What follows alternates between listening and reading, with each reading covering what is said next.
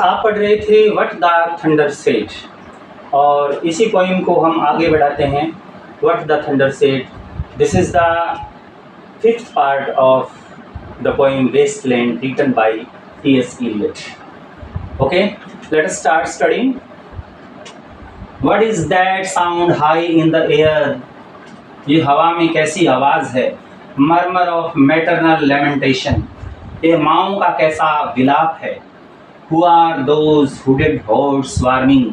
वो हुड पहने हुए ये नकाबपोश झुंड कौन है, जो मतलब झुंड का मतलब स्वार्मिंग ओवर एंडलेस प्लेन, अंतहीन मैदानों के ऊपर, स्टम्बलिंग इन क्रैक्ड अर्थ, जो फटी हुई धरती में ठोकर खा रहे हैं। Ringed by the flat horizon only, केवल रिंग्ड बाय का मतलब घिरे हुए, ringed by the flat horizon only, जो केवल समतल क्षितिज से घिरे हुए हैं। What is the city over the mountains, पहाड़ों पर ये कौन सा शहर है। Cracks and reforms and burst in the violet air, दरारें और सुधार इस वायलेट एयर के अंदर विस्फोट हो रहा है। Falling towers, Jerusalem, Athens, Alexander, Vienna, London, गिरती मीनारें, Jerusalem, Athens, Alexandria, Vienna, London, सब के सब अनरियल है। तो क्या कहना चाहता है T.S. Eliot? The speaker hears a sound high in their murmur of maternal lamentation.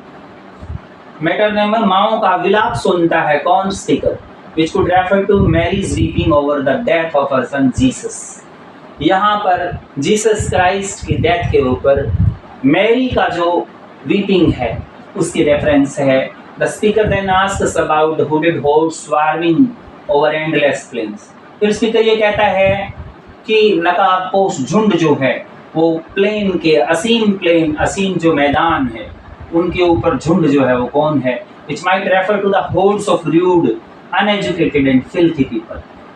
यानी ये कौन से लोग हैं जो rude हैं, uneducated हैं, filthy मतलब गंदे लोग हैं, who pollute the modern world.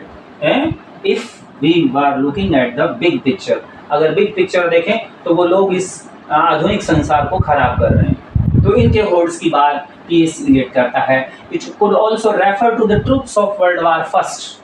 यहाँ पर वर्ल्ड वार फर्स्ट की सेनाओं के बारे में भी रेफरेंस आ सकता है। Sweeping across Europe and destroying everything, जो पूरे यूरोप के अंदर फैल रही है, हर चीज को डिस्ट्रॉय कर रही है। These images are followed by scenes of falling towers. जो T.S. Eliot कहता है कि falling towers and the fall of great cities, बड़े बड़े शहर का पतन, both ancient and modern, जिसमें Jerusalem, Athens, Alexandria, Vienna, London, ये सिटीज के नाम क्यों हैं?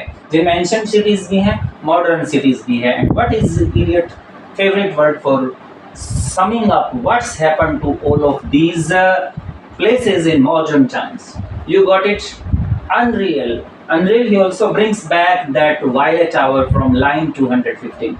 Violet hour means the evening time. Only this time it's the violet air. यहाँ वायलेट एयर की बात हो रही है कि हर चीज जो है वो वायलेट हो रही है। Okay, however you choose to interpret these lines, we know for sure that Eliot is making yet another allusion. यहाँ पर Eliot दूसरा allusion फिर दूसरा बिंब फिर क्रिएट कर रहा है। This time it's True and Easy by German writer Hermann Hesse, called the Brothers Karamazov or the Downfall of Europe, which appeared in his book Blick in Chaos. तो यहाँ पर Eliot जो है हरमन हेस के, जर्मन राइटर हरमन हेस जो है, जो the brother कार्नाजो और द डाउनफॉल ऑफ यूरोप का पतन, जो कि बुक ब्लिक्स इन केओस, ब्लिक इन केओस, इस बुक के अंदर एक पोइम है उसका एल्यूजन दे रहा है। इन दिस ऐसे, इस ऐसे में हेस जो है, हरमन हेस जो है, decrees the fact that at least half of Eastern Europe is already on the road to chaos. उसमें इसमें दिया था कि लगभग आधा यूरोप जो है वो chaos में चला गया। A sentiment with which we were betting Eliot agrees. यानी जिस सेंटिमेंट की बात हम कर रहे हैं उससे Eliot सहमत हो जाता है कि वर्ल्ड वार फर्स्ट के अंदर पूरा आधा यूरोप जो है वो उसकी चपेट में आ चुका था। ओके, नेक्स्ट हम बात कर लेते हैं। High in the air murmur of maternal lamentation refers to Mary's weeping over his son Jesus. यानी यहाँ इस लाइन में किसका रेफरेंस है? मैरी की वीपिंग का रेफरेंस है। What does Eliot wants to refer by face? Falling towers. Falling towers से इलियट क्या कहना चाहता है? वर्ल्ड वार फर्स्ट के बारे में बात करना चाहता है। Hooded horde swarming over endless plains का मतलब क्या होता है? रूड, अनएजुकेटेड और filthy people who are polluting the modern world, modern world को जो pollute कर रहे हैं। Another allusion is referred by Eliot in these lines, वो ऐसे by German writer Hermann Hesse called the Brothers Karamazov or the Downfall of Europe, which appeared in his book Blicks in Chaos। तो ये ऐसे जो है हरमन हेस का है, इसके अंदर ये दिया गया है। ओके, नेक्स्ट स्टेंजा देखिए। A woman drew her long black hair out tight, एक महिला ने अपने लंबे काले बालों को कस कर फैलाया, यानी ड्रू आउट का मतलब फैला देना, and fiddled whisper music on those string, और उन तारों पर फुसफुसाता संगीत बज रहा था। Fiddled whisper music on those strings, strings का मतलब तारे, उसके ऊपर, and bats with baby faces in the violet light, और बैंगनी रोशनी में बच्चों के चेहरे वाले, बैट्स विद बेबी फेसेस, बच्चों के चेहरे वाले चमगादड़ विसल्ड सीटी बजाते थे, एंड बीट देयर विंग्स, और अपने पंख फड़फड़ाते थे, and crawled head downward down a blackened wall, और एक काली दीवार से नीचे की ओर सरकते हुए चले गए, and upside down in air were toward, और हवा में उल्टे लटके थे। टॉयलिंग रेमिनिसेंट बेल्स, घंटियों की याद दिलाते हुए, टॉयलिंग का मतलब बजाते हुए, रेमिनिसेंट का मतलब स्मरण करने वाली घंटियां, that kept the hours and voices singing out of empty cisterns and exhaust as well, जिसमें घंटे बजते हुए खाली होजों और खत्म होते कुओं से गाने की आवाज आ रही है। तो यहाँ इलियट क्या कहना चाहता है? This wasteland shore is a creepy place, don't you think? ये वेस्टलैंड जो कैसा प्लेस है? एक क्रीपी प्लेस है, ठीक है ना। In a strange move the point shifts to talking about a woman with long black hair. यहाँ पर एक औरत की बात आ रही है, इसके लॉन्ग ब्लैक हेयर है, which she pulls tights and then uses to play fiddle music. पहले तो उसको टाइट फैलाती है और फिर वो क्या करती है? म्यूजिक बजाना शुरू करती है। We don't know who she is, हमें पता नहीं कौन है, why she is doing this, वो ऐसा क्यों कर रही है, but in really Halloween moment, Eliot says that bats with baby faces in the violet light whistled and beat their wings। यहाँ पर Eliot कहता है, हेलोवियन मोमेंट के अंदर Eliot कहता है कि जो बैट्स है, चमगादड़ जो है, वो बच्चों के चेहरे वाले हैं, वो वायलेट लाइट के अंदर बीट देयर विंग्स, अपने पंख फड़फड़ाते हैं, और crawled head downward down a blackened wall, यानी एक काली दीवार से कुछ उल्टे हुए लटके हुए प्रतीत होते हैं। These baby-faced bats might actually represent us। ये baby-faced जो bats हैं, वो हमें रिप्रेजेंट कर रहे हैं, रीडर्स को रिप्रेजेंट कर रहे हैं, मॉडर्न फोक्स को रिप्रेजेंट कर रहे हैं। सामान्य जनता की बात कर रहा हूँ, आधुनिक लोगों की। We have become monstrous in our desire for simple, यानी हमारी छोटी सी इच्छा के लिए हम monstrous बन चुके हैं, सिंपल एंड जो सुपरफिशियल प्लेजर्स होते हैं उनके लिए। And we just keep crawling down a wall head first without in realizing that we are heading down instead of up। यानी हम क्या कर रहे हैं? कीपिंग क्राउल डाउन, हमारी स्थिति ऐसे हो रही है जैसे एक दीवार के ऊपर हम क्राउलिंग कर रहे हो, हैं? दीवार के ऊपर हैं और हम क्राउलिंग कर रहे हो, head first without in realising, यानी हमारा मुंह लटका हुआ है और हमें ये रियलाइज नहीं हो रहा है कि हम ऊपर जाने की बजाय नीचे की तरफ जा रहे हैं। तो हम क्या कर रहे हैं? हमारी सिंपल और सुपरफिशियल प्लेजर्स के लिए हम मोनास्टर्स हो चुके हैं, ठीक है ना। तो ये सिंपल और ये सुपरफिशियल प्लेजर्स के लिए जब हम मोनास्टर्स हो रहे हैं, तो उस समय हमें ये पता नहीं चलता कि हम एक दीवार के ऊपर लटके उस चमगादड़ की भांति है जो ये सोचता है कि मैं ऊपर बढ़ रहा हूँ, लेकिन वास्तव में वो ऊपर नहीं बढ़ रहा होता है, वो नीचे बढ़ रहा है, उसको ऊपर दिखाई देता है। Okay, this poor sense of direction seems to infect the rest of the world. ये पूरे संसार को प्रभावित करता है। Too as towers are described as being upside down in the air, क्योंकि टावर्स का यहाँ पर टावर्स जो थे वो वर्ल्ड वार फर्स्ट के अंदर गिरा दिए गए थे, तो इस तरीके से टावर्स गिराने की बात भी यहाँ हो रही है। और मॉरली जो ह्यूमन बीइंग है वो भी डिग्रेड हो चुका है। Okay, all the while we still hear that horrifying music of damnation. यहाँ पर हम डराने वाला संगीत जो अपने को नरक में धकेलता है वो सुनते हैं still, which comes from voices singing out of empty cistern and exhausted wells। जो कि खाली होजों से और खाली कुओं से आवाज आ रही है गाने की। As you can probably tell by now, अब तक तुम बता सकते हो कि singing is not a good thing but a symbol of our society's decline. हमारी सोसाइटी के पतन का ये सिंबल है। ये जो गीत है खाली होज से जो निकल रहा है या खाली कुओं से जो निकल रहा है, वो हमारी सोसाइटी के डिक्लाइन का संगीत है। And once again we are reminded that this world's waterless, those cisterns and wells are plum empty. यानी फिर हमें रिमाइंड किया जाता है कि ये वर्ल्ड जो है वाटरलेस है। वाटरलेस का मतलब there is not any civilisation, there is not any moral values in this world. तो सिस्टर्न्स और वेल्स जो है वो प्लम एम्प्टी हैं। And the sun's setting it's the violet hour. इसका मतलब सन सेट हो रहा है, it means this is the evening time. We are headed nowhere good in this waste world, wasteland. हम कहीं नहीं बढ़ रहे हैं, किसी अच्छाई की तरफ नहीं बढ़ रहे हैं इस वेस्टलैंड के अंदर, ठीक है ना। तो these baby faced bats might actually represent the readers and modern folk. ध्यान रखना, बेबी फेस्ड बैट्स की बात करें। Voices sing it out of empty cistern and exhausted wells, यानी खाली होज और खाली कुएं जो है उनसे जो आवाज आ रही है वो क्या है, वो किसका सिंबल है, हमारी सोसाइटी के डिक्लाइन का सिंबल है। ओके, आगे के पैसेज में क्या है, in this decayed hole among the mountains, पहाड़ों के बीच इस सड़े गले गड्ढे में, decayed hole. In the faint moonlight, फीकी चांदनी में, the grass is singing over the tumbled graves, घास जो है वो टूटी हुई कब्रों के ऊपर गा रही है, मतलब लहरा रही है, टूटी हुई कब्रों के ऊपर लहरा रही है। अबाउट द चैपल, चर्च के बारे में, there is the empty chapel, खाली चर्च है। ओनली द विंड्स होम, यानी केवल हवा का घर है। It has no windows and the door swings, कोई खिड़की नहीं है, दरवाजे हिल रहे हैं। Dry bones can harms no one, सूखी हड्डियां किसी को नुकसान नहीं पहुंचा सकती। Only a cock stood on the roof tree, सिर्फ ओनली ए कॉक, सिर्फ एक कॉक जो है वो रूफ ट्री पर खड़ा था, मुर्गा खड़ा था। कोको रिको, कोको रिको, ये इसकी आवाज है। इन ए फ्लैश ऑफ लाइटनिंग, बिजली की एक चमक में, देन ए डैम्प गस्ट ब्रिंगिंग रेन, फिर एक गीला झोंका जो है वो बारिश लेते हुए आता है। तो यहाँ पर ये जो सीन दिखाया गया है चर्च का, तो चैपल का जो चर्च दिखाया गया है, यहाँ पर सिर्फ विंड की होम दिखाया गया है। There is not any windows and all the doors are swinging. तो ऐसा जो डेजर्टेड सीन है, ये सीन क्या दिखाना चाहता है कि चर्च में कोई नहीं है, डेजर्टेड है, वो सुनसान है।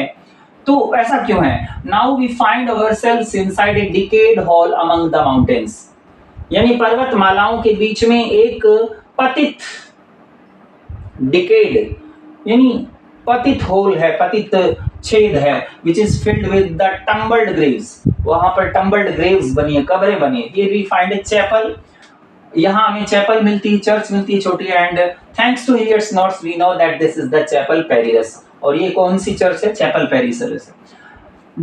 The chapel perilous appears in Arthurian legend. ये चैपल पेरिलस कहाँ आती है? आर्थरियन लीजेंड में आती है और अदर मिडिवल रोमांसेस जो लिखे गए उनमें आती है। Sometimes figured as the place where the holy grail is kept.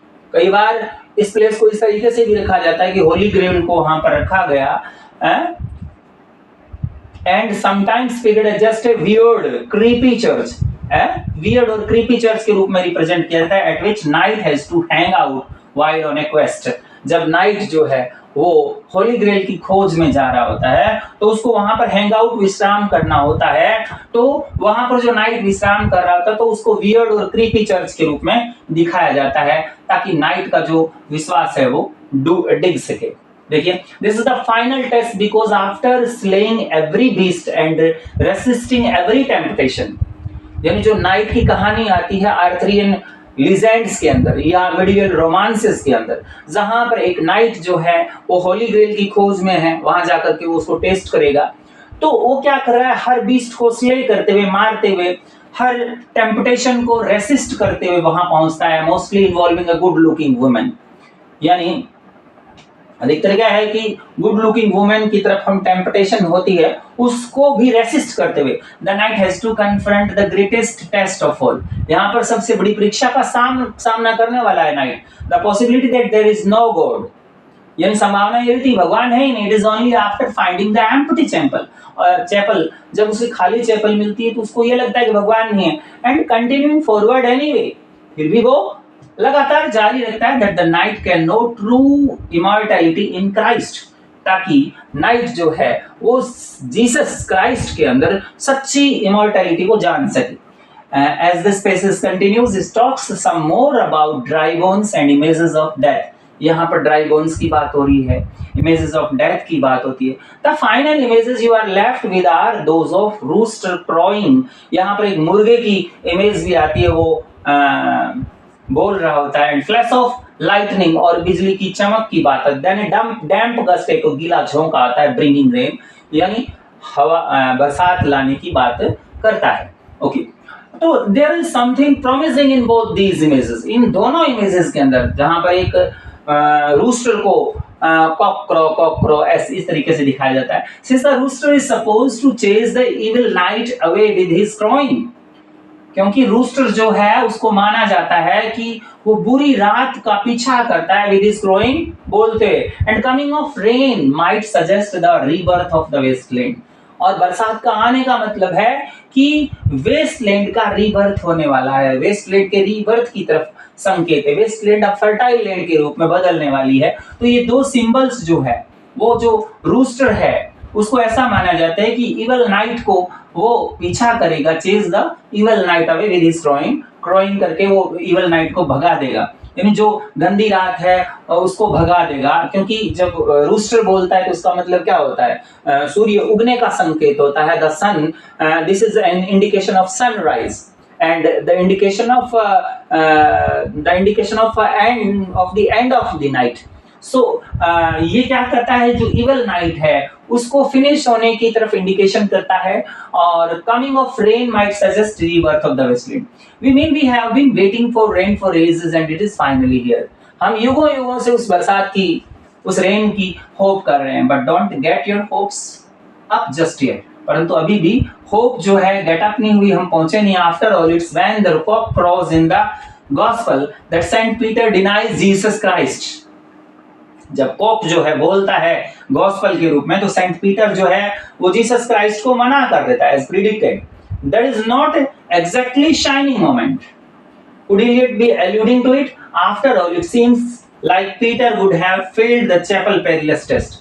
इन्हें ऐसा लगता है कि पीटर नाम का सेंट जो है वो चैपल पेरिलस टेस्ट के अंदर फेल हो गया था। So such an allusion would be keeping with the theme of these lines. तो इस तरीके की लाइनें इस तरीके का संकेत करती है। अब यहाँ पे देखिए, thumbed grave here refers to chapel perilous. Thumbed graves का मतलब चैपल पेरिलस की तरफ से। Where is the found the chapel perilous? तो ये आर्थरियन लीजेंड और मिडिवल रोमांस के अंदर figure at the place where the holy grail is kept. Cock crow, coming of rain, symbolizes chasing the night away and rebirth. Allusion of Saint Peter, who denies Christ, seeing the empty church. Empty church को देख करके वो Peter Saint जो है वो उसको मना कर देता है।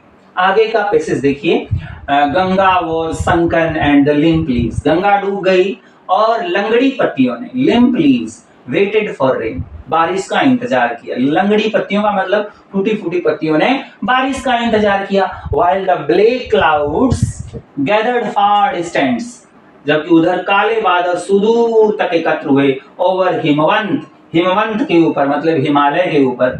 द जंगल क्राउच्ड, जंगल चुपचाप गुनगुना रहा था। हम्प्ड इन साइलेंस, यानी चुपचाप जंगल जो है वो गुनगुना रहा था। क्या कहना चाहता है? This line begins the final moment of the poem. ये लाइन पोएम के फाइनल मोमेंट की तरफ पहुंचती है। Centres on images from India and the religion of Hinduism. यहाँ पर भारत की इमेजेस प्रस्तुत करता है, हिंदुइज्म की फिलोसॉफी को यहाँ देता है। लाइन 396 मेंशन द गंगा और the Ganges river in India. Ganga और गंगा नदी भारत में जो बहे उसके वो संकन, वो डूब गई। Meaning that the river was low and dried up. इसका मतलब गंगा डूबी नहीं है, मतलब नदी जो है वो नीची होगी और सूख गई है। As the limp leaves waited for rain, जैसे कि लंगड़ी पत्तियों ने बरसात का इंतजार किया, इसका मतलब बरसात थी नहीं, गंगा सूख गई। There are black clouds gathering in the distance over the Himavant which is both another term for the Himalayas. Himavant जो है हिमालय को कहा गया, and also name of the Hindu god of snow, यानी हिंदू गॉड ऑफ स्नो यानी हिंदुओं में बर्फ के देवता को भी हिमवंत कहा गया है। Okay, but even though black clouds usually promise rain, there is something ominous about dark clouds. यानी यद्यपि यहाँ क्या है कि काले बादल जो है बरसात का वादा करते हैं, लेकिन यहाँ पर कुछ ओमिनस अबाउट डार्क क्लाउड्स के बारे में कुछ ओमिनस है। ओमिनस का मतलब अपशकुन है, which usually symbolise danger approaching, ऐसा लगता है कि कोई खतरे की घंटी है। The uncertainty of what the dark clouds mean, यानी डार्क क्लाउड्स का मतलब क्या है, रेन है या इम्पेंडिंग डेंजर है या कमिंग डेंजर है। तो इसके बारे में uncertainty shown in the Indian jungle which crouches in defensive position, यानी भारतीय जंगल के अंदर वो क्या है, सिमट करके बैठता है, waits in silence what is about to happen, यानी वो जंगल जो है वो चुप हो जाता है और वेट करता है कि क्या होने वाला है। ठीक है ना, तो इसका मतलब क्या है, इसका मतलब ये है कि जो क्लाउड्स हैं, ब्लैक क्लाउड्स जो है वो अनसर्टेनिटी की बात करते हैं। आज जितने भी वेस्टलैंड में रहने वाले लोग जो हैं वो अनसर्टेनिटी में हैं कि आने वाला डेंजर है या फिर रेन आकर के वेस्टलैंड को रीबर्थ करेगी, तो ये अनसर्टेनिटी की स्थिति है। तो तभी क्या होता है, देन स्पोक द थंडर दा, तभी गड़गड़ाहट बोली दा, दत्ता व्हाट हैव वी गिवन, हमने क्या दिया, माय फ्रेंड मेरे दोस्तों, ब्लड शेकिंग माय हार्ट, खून मेरे दिल को हिला रहा है, the awful daring of moment's surrender, एक क्षण के समर्पण का भयानक दुस्साहस, which an age of prudence can never retreat, जिसे विवेक का युग कभी वापस नहीं ले सकता। by this और इससे, and this only सिर्फ इसी से, we have existed हमारा अस्तित्व था, which is not to be found in our obituaries, जो हमारे मृत्यु लोकों में नहीं मिलता, और in memories dragged by the beneficent spider, और लाभकारी मकड़ी द्वारा लिपटी गई यादों में भी नहीं मिलता, और under seals broken by the lean solicitor in our empty rooms, और दुबले वकील द्वारा तोड़ी गई मुहरों के नीचे भी और हमारे खाली कमरों में भी ये नहीं मिलता। तो कहना क्या जा सकता है, विवेक का युग कभी वापस नहीं आ सकता, और वे कहाँ नहीं मिल सकता, देखो मृत्यु लेखों में नहीं मिल सकता, लाभकारी मकड़ी द्वारा लिपटी गई यादों में नहीं मिलता, वकील द्वारा तोड़ी गई मोहरों के नीचे नहीं मिलता, खाली कमरों में नहीं मिलता, तो फिर ये विवेक मिलता कहाँ है। देखिए, finally the thunder goes to put in his 2 cents, we have been waiting with bated breath, यानी हम क्या करते हैं, बेटेड ब्रेथ के अंदर उसका वेट कर रहे हैं। At this point, the poem shows you why this final section is called what the thunder said. अब पता चलता है कि इस पोएम का नाम ये क्यों रखा गया। This final section is inspired by a story from the Hindu faith, which talks about how the gods, man, and demons of India asked their father how to live well. यहाँ पर देवता, मनुष्य और दानव, ये तीनों गॉड, मैन एंड डेमंस, तीनों के तीनों भारत के अंदर तीनों के तीनों जो है वो ब्रह्मा जी से पूछते हैं कि हाउ टू लिव वेल, कैसे अच्छी तरह से जिंदगी जिए। तो father answered each of them with the sound of thunder, तो ब्रह्मा ने क्या किया, एक ही आवाज दी, which was heard as the onomatopoeic Da, उसने क्या कहा, दा, तो दा, तीनों को एक ही उत्तर दिया ब्रह्मा ने, क्या कहा, दा। तो each of the 3 groups interpreted this sound in a different way, तीनों ने इसका अलग अलग अर्थ निकाला। The man thought it was the word दत्ता, मनुष्य ने सोचा कि ये जो भगवान ने कहा है इसका अर्थ है दत्ता, विच मीन्स टू गिव, इसका मतलब दे दो। तो आदमी ने सोचा देने के लिए कहा है। The demons thought it was Dayadhvam, यानी जो डेमन्स थे, जो राक्षस थे, उन्होंने सोचा कि इन्होंने, भगवान ने कहा दयाध्वम, दा का अर्थ दयाध्वम, इसका मतलब होता है टू हैव कंपैशन, मतलब किसी पर दया रखो।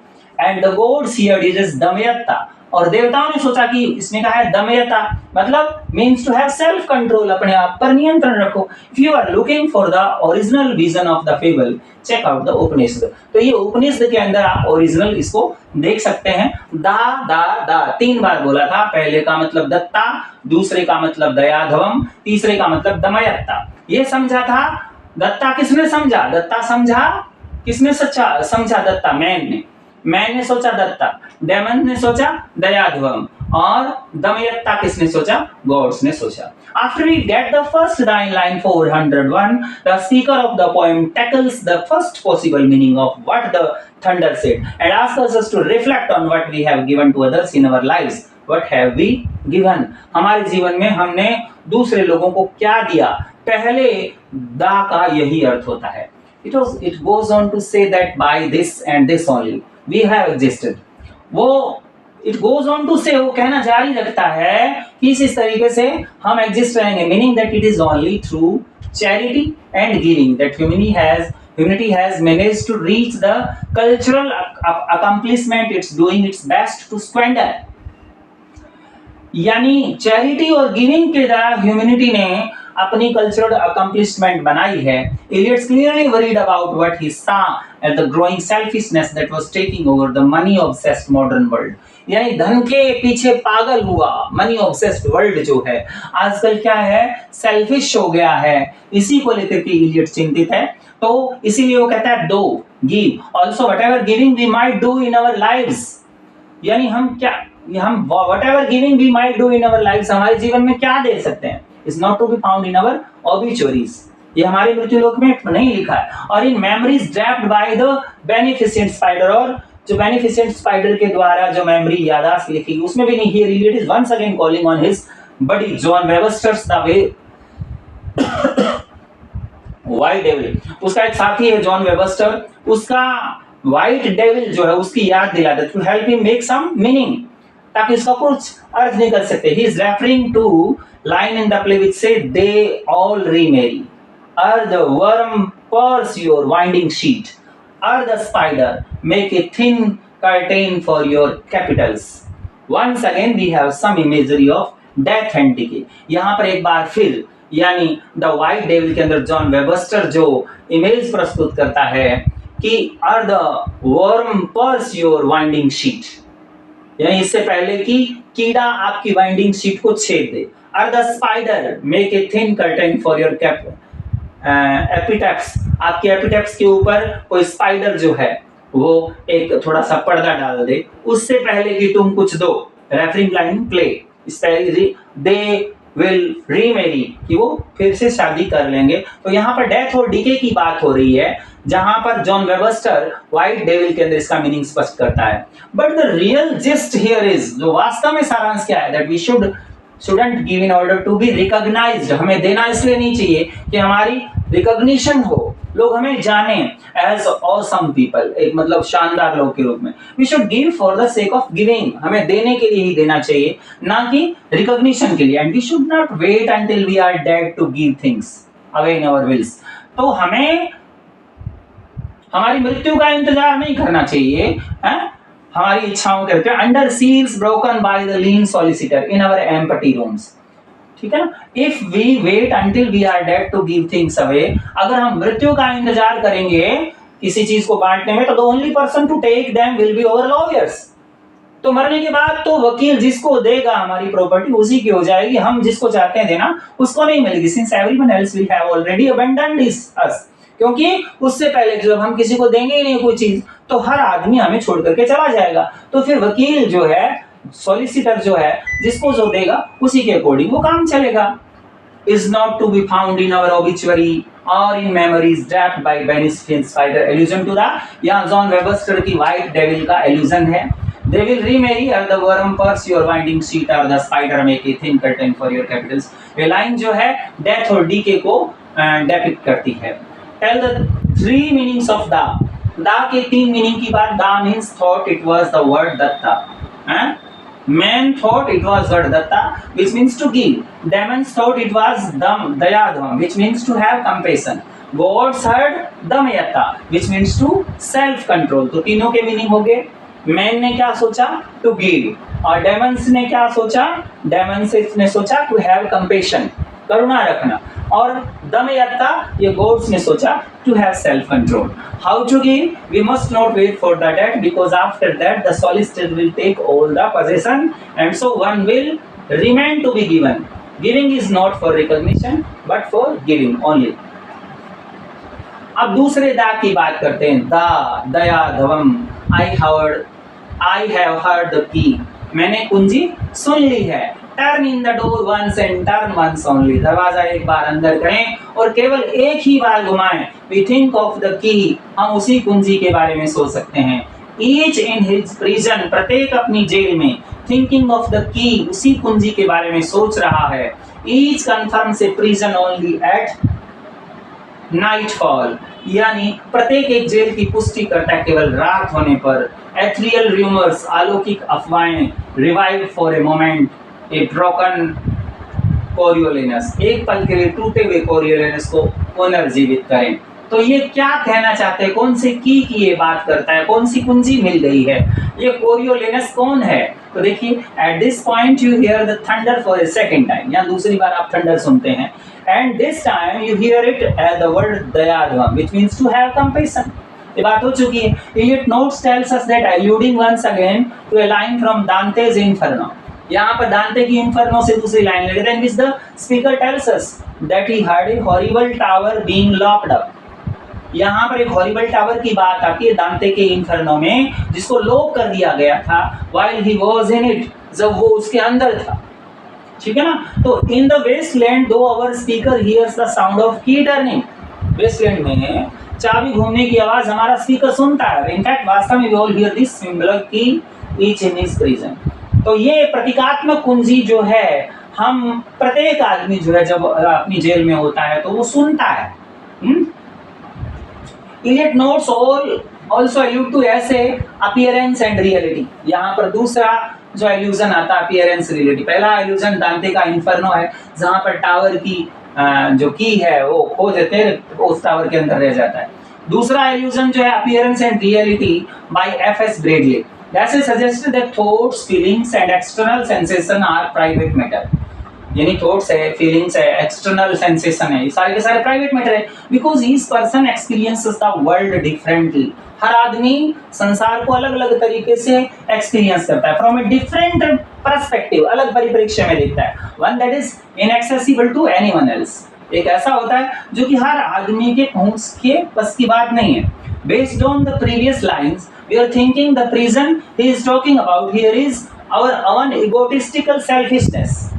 यानी यहाँ पर प्रीवियस लाइन में जिस जेल की बात वो कर रहा है वो क्या, हमारा इगोटिस्टिकल सेल्फिशनेस है, हमारा जो अहंकारवादी स्वार्थ करने की भावना जो है वो ही जेल है। और वो अपनी singular way of looking at the world, हम संसार को एक ही तरीके से ही देखते हैं, स्वार्थ के दृष्टिकोण से देखते हैं।